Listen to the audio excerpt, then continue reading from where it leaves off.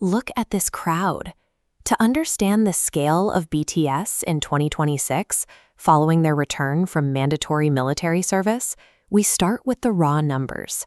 They are the best-selling musical act in South Korean history, moving over 40 million albums. This map visualizes their financial footprint. You can see a massive injection radiating from South Korea, $5 billion annually. That money flows directly into adjacent sectors, boosting tourism metrics and driving physical exports worldwide.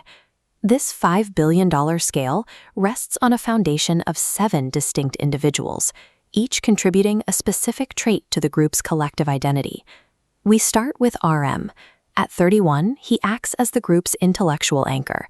He leads global communication, stepping up to the podium for high-level diplomacy. Then there is Jin, the eldest at 33. He brings a crucial warmth that grounds his visual presence, making the group feel instantly accessible. SUGA, also 33, serves as the introspective producer. He writes openly about his own mental health, injecting a deep emotional resonance into their discography. 32-year-old J-Hope operates as the performance ace.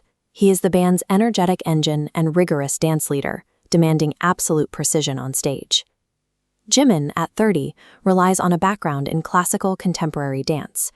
His well-documented perfectionism results in deeply expressive, highly technical live performances. V is the group's artistic soul. His distinct baritone anchors their vocal arrangements, and he coined the defining phrase of their fandom, "I purple you." Finally, there's 28-year-old Jungkook. Known as the Golden Maknae, the term for the youngest member, he is a versatile main vocalist and gifted pop talent. 7 highly specific personalities, 7 overlapping sets of skills. When combined, this exact configuration forged a creative synergy that primed them for massive global reach.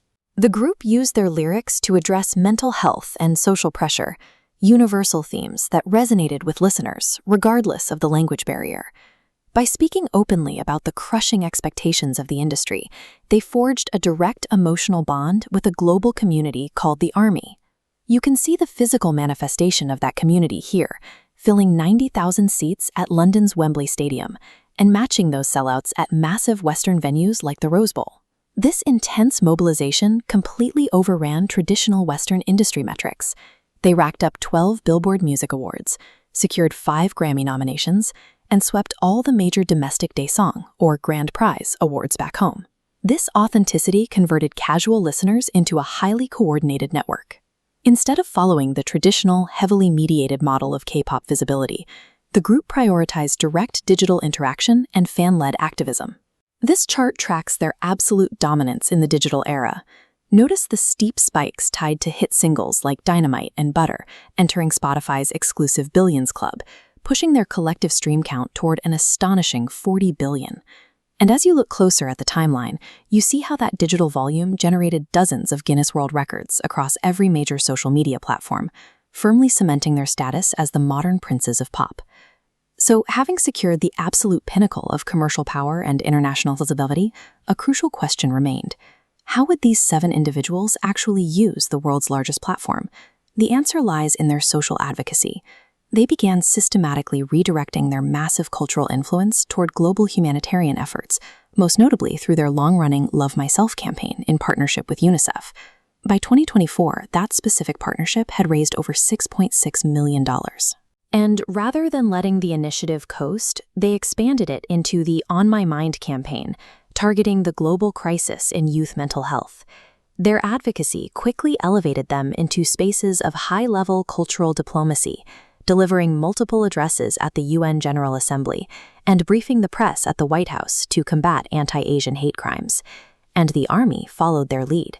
When the group donated $1 million to the Black Lives Matter movement, their fanbase rapidly organized to match that exact figure within 24 hours. That is the actual weight of their influence.